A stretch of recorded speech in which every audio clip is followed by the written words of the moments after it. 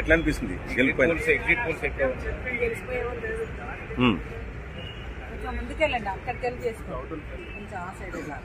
అంటే మీరు బీఆర్ఎస్ పార్టీకి సంబంధించి మాజీ ఎమ్మెల్యేలను ఏజెంట్ గా పెట్టారు, ఎట్లా ఎందుకు అంత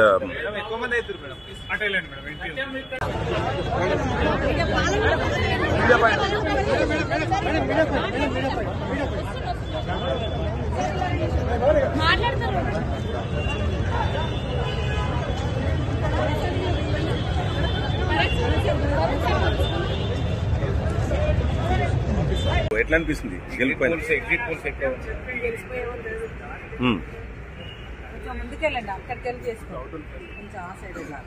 అంటే మీరు